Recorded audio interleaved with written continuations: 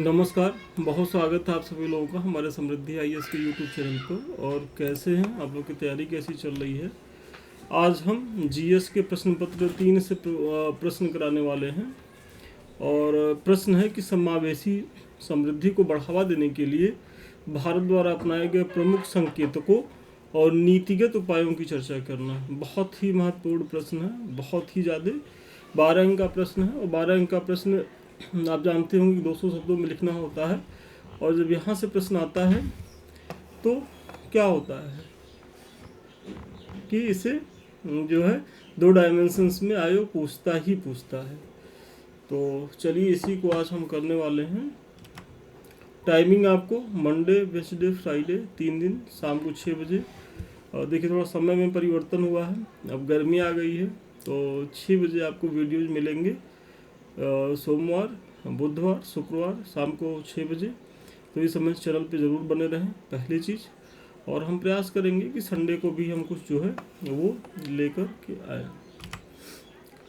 संस्थान 2 बैच चला रहा है, इसके बारे में तो आप सभी लोगों को पता ही होगा। एक हमारा शून्य से शिखर बैच होता है जो फाउंडेशन बैच होता है, और ये वर्ष भर चलता रहता है। अभी पेपर 2 से स्टार्ट हुआ है। और जो बच्चे 2026 की पीसीएस को लेकर के सीरियस हैं तो उनके लिए तो ये बहुत ही फ्रूटफुल बैच होते हैं, क्योंकि यहाँ पर्याप्त समय रहता है आपके पास भी और संस्थान के पास भी। तो ऐसे में आंसर राइटिंग से संबंधित सारी चीज़ें जो भी कमियाँ रहती हैं वो यहाँ सही कराई जाती हैं। और इसके साथ ही साथ आपको प्रत्येक टॉपिक से प्रश्न करा दिए जाते हैं, ताकि जो है आगे चल करके फिर आपको किसी प्रकार की दिक्कत ना हो। दूसरा हमारा बैच है जो अब की बार मेंस पार बैच है। ये उन बच्चों के लिए है जो इस बार पीसीएस दे रहे हैं। और अभी तक यदि आपको आपको कॉन्फिडेंस डाउन है, आपको लग रहा है कि सर हो नहीं पाएगा, कैसे करेंगे, तो आइए हमारे इस बैच से जुड़िए। और यहाँ आपका 50 दिन में ही पूरा रिवीजन हो जाएगा प्रश्न उत्तर के माध्यम से। प्रश्न एक बार पुनः पढ़ रहे हैं कि समावेशी समृद्धि को बढ़ावा देने के लिए भारत द्वारा अपनाए गए प्रमुख संकेतकों और नीतिगत उपायों की चर्चा करनी है। तो इसमें की पॉइंट क्या है, समावेशी समृद्धि। तो थोड़ा सा समावेशी समृद्धि के बारे में बताइए कि समावेशी समृद्धि ये सुनिश्चित करती है कि आर्थिक प्रगति समाज के सभी वर्गों, विशेषकर हाशिए पर रहने वाले समूहों तक पहुँचे। मतलब आर्थिक समृद्धि का तात्पर्य यह है कि इसका मुख्य उद्देश्य ये होता है कि जो भी प्रगति हो रही है तो वो समाज के तृणमूल स्तर तक, मतलब समाज के सबसे अंतिम पायदान तक पहुँचे। यह जीडीपी बढ़ने तक सीमित नहीं है। मतलब यहाँ आर्थिक समृद्धि से तात्पर्य ये नहीं होता है कि आपका जीडीपी खूब बढ़ रहा है और उस जीडीपी में योगदान किसका है, तो समाज के मुट्ठी भर लोगों का। मतलब जीडीपी बढ़े तो उसका लाभ सभी को मिले, बल्कि ये सुनिश्चित करता है कि आर्थिक विकास में असमानता कम हो, सभी को रोजगार मिले, स्वास्थ्य शिक्षा जैसी बुनियादी सुविधाएं सुलभ हो। तो ये सारी डेफिनेशन किसकी है, आर्थिक समृद्धि की। तो ऐसे आप थोड़ा सा बता दीजिए संक्षेप में। फिर भारत में समावेशी समृद्धि के प्रमुख संकेतक बताना है। तो संकेतक में सबसे पहले गरीबी की कमी, मतलब ये गरीबों नहीं, गरीबी की कमी होगा। बहुआयामी गरीबी सूचकांक द्वारा स्वास्थ्य, शिक्षा एवं जीवन स्तर की माप की जाती है। तो सबसे पहले तो जो बहुआयामी गरीबी है उसमें क्या नापा जाता है, आप लोग पीटी में देखो पूछा गया, स्वास्थ्य, शिक्षा और आपके जीवन स्तर की बात होती है। तो इसके माध्यम से क्या होता है कि गरीबी का मापन कर लिया जाता है, लोगों का लिविंग स्तर कैसा है और कौन कौन सी उपभोग की सामग्रियों का वो प्रयोग कर रहे हैं, ये सारी चीज़ों की जानकारी बहुआयामी गरीबी सूचकांक से हो जाती है। फिर रोजगार सृजन। तो रोजगार सृजन का जो सूचकांक होता है तो इसे श्रम बल भागीदारी और बेरोजगारी की आंकड़ों द्वारा क्या है, इसे ट्रैक किया जाता है। फिर सार्वजनिक क्षेत्र का अगर विकास आप देखेंगे तो इसका आकलन साक्षरता दर, शिशु मृत्यु दर और स्वच्छता कवरेज द्वारा किया जाता है। मतलब कि सामाजिक क्षेत्र का यदि विकास हो रहा है तो वो उसे क्या पैरामीटर है, तो भाई अगर सामाजिक क्षेत्र का विकास हो रहा तो देखिए कि शैक्षणिक स्तर में क्या प्रगति है, फिर जो शिशु मृत्यु दर है उसकी क्या स्थिति है, और स्वच्छता जो कवरेज है उसकी क्या स्थिति है। फिर अगर वित्तीय समावेशन की बात करें तो इसे जनधन खाते एवं डीबीटी के माध्यम से मापा जाता है कि भाई कितने जनधन खाते खुल गए और हम उन जनधन खातों में डायरेक्ट बेनिफिट ट्रांसफ़र के माध्यम से कितने मद पहुंचा पाए हैं। ये सारे संकेतक हैं, तो आप इनकी भी चर्चा कर दें। फिर समावेशी समृद्धि के लिए नीतिगत उपाय। देखिए अभी आपके प्रश्न का केवल एक पार्ट हुआ है, दूसरा पार्ट बाकी है, और मुख्य परीक्षा में भी आपको ऐसे ही काम करने की ज़रूरत है। ये नहीं है कि बस एक पार्ट को तो खूब बढ़िया से बढ़ा चढ़ा करके खूब शानदार लिखे और दूसरे पार्ट को छोड़ दीजिए, तो ये गलती करेंगे तो आपका जो है वो अंक कटेगा और आप जो है मुख्य परीक्षा की रेस से बाहर होंगे। मतलब बहुत ही संतुलित प्रश्न उत्तर लिखने की ज़रूरत होती है। फिर समावेशी समृद्धि के लिए नीतिगत उपाय। आर्थिक नीतियाँ, वी रामजी योजना, इसके तहत ग्रामीण परिवारों को रोजगार की गारंटी 100 दिन से बढ़कर 125 दिन कर दी गई है। तो आप लोग को पता ही होगा, पहले मनरेगा का यहाँ उल्लेख करते, लेकिन अब मनरेगा जो है वो अतीत का विषय हो गया है। अब वी रामजी योजना आ गई है, और ये जो वर्तमान सरकार है उसका ये दावा है कि हमने मनरेगा की चीज़ों को और ज़्यादा जो है वो विस्तृत किया है। और इसका एक उदाहरण वो लोग यही देते हैं कि वहाँ 100 दिन के रोज़गार की गारंटी थी, यहाँ क्या है 125 दिन के रोज़गार की गारंटी है। फिर पीएम किसान योजना के तहत आपको पता ही होगा कि 3 किस्तों में हर 3 महीने पे 2-2 हज़ार करके 6,000 रुपये का भुगतान किया जा रहा है, तो आप इसको भी बताएं। फिर मेक इन इंडिया प्रोग्राम, मतलब कि आओ भारत में बनाएं। तो मेक इन इंडिया प्रोग्राम वही है, हालांकि मेक इन इंडिया प्रोग्राम का जिस तरीके से प्रचार प्रसार किया गया था या जिस तरीके की सरकार की आकांक्षा थी इसको लेकर के, उतना तो हमको सफल दिखाई नहीं दे रहा है। और वास्तव में सरकार इस दिशा में थोड़ा सा उदासीन दिख रही है, विशेषकर जो वर्तमान सरकार है।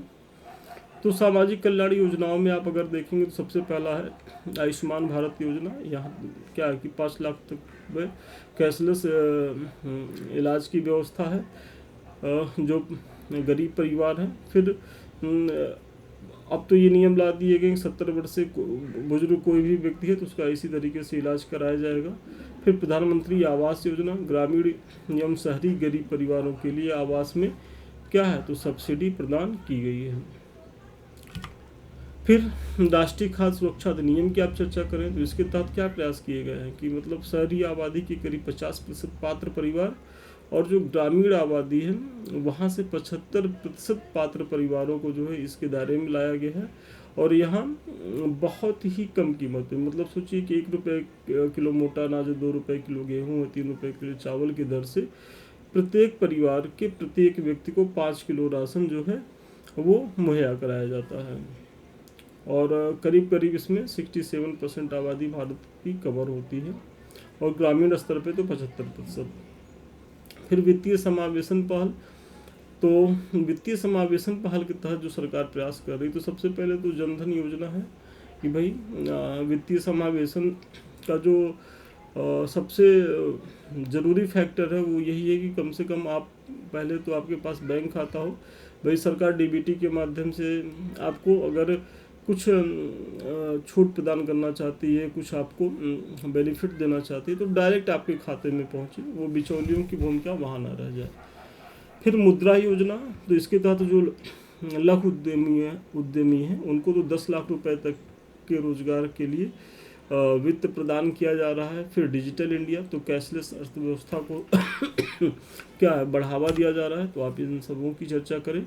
फिर शिक्षा एवं कौशल विकास, तो शिक्षा और कौशल विकास के तहत आप बताएंगे कि नई शिक्षा नीति 2020 गुणवत्तापूर्ण एवं समान शिक्षा पर केंद्रित है। तो जो नई शिक्षा नीति 2020 वाली है तो ये थोड़ा सा जो वर्तमान भारत है उसके चीज़ों को समेटने का प्रयास है। हालांकि इसमें कुछ खामियां भी हैं, वो अलग विषय है।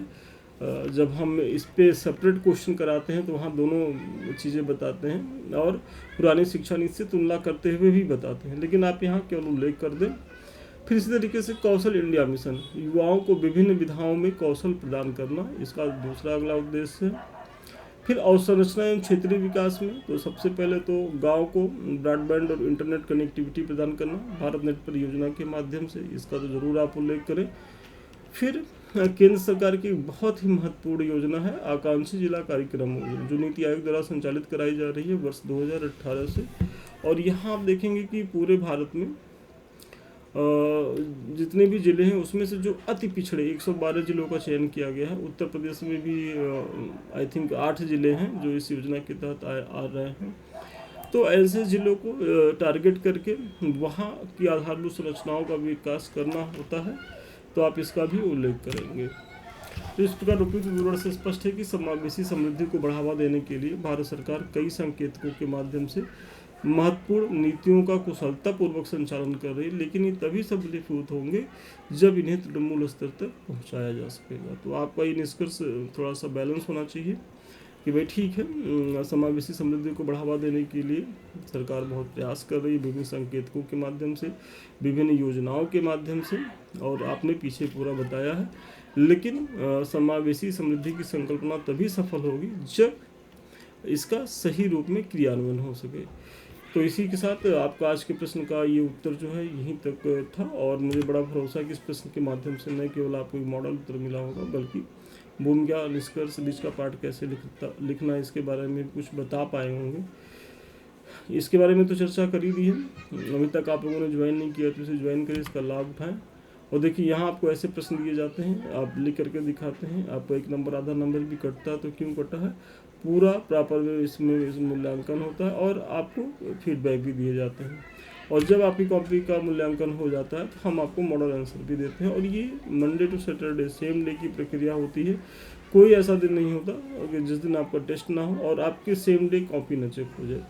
मतलब 24 घंटे में ही आप प्रश्न आपको दिया जाएगा, आप लिख करके दिखाएंगे, उसका मूल्यांकन होगा और फिर मॉडल आंसर भी उसका दिया जाएगा। और संस्थान का तो यही प्रयास है, और प्रयास क्या हो ही रहा है कि आपका जितने भी आपके टॉपिक हैं वो आप प्रश्न उत्तर के माध्यम से पूरा कंप्लीट करा दें, और जब आप मुख्य परीक्षा में जाएं तो वहाँ आपको हूबहू डायरेक्ट जो है वो प्रश्न आपकी परीक्षा में दिखें। और जो हम अभी प्रोग्राम करा रही हैं हमारे टेस्ट सीरीज का ही पार्ट है। और आप यहाँ तो हम सप्ताह में केवल 3 क्वेश्चन कराते हैं, और वैसे तो देखा जाए तो हम 15-18 क्वेश्चन सप्ताह में करा रहे हैं जो हमारा टेस्ट प्रोग्राम बैच है। तो आप सोचिए कि इतने क्वेश्चन आप केवल यूट्यूब वाला देख लीजिए तो आपको यहाँ से कई क्वेश्चन डायरेक्ट आपकी परीक्षाओं में मिलेंगे। और ये हम नहीं कह रहे हैं, ये विद्यार्थी कह रहे हैं और प्रश्न पत्र कह रहा है। आप 2024 का ही प्रश्न उठा के देखें और पूर्व का वीडियो देख लें तो आपको लगेगा कि अरे ये तो क्वेश्चन सर के द्वारा कराया गया था और बाद में यही आयोग द्वारा पूछा गया।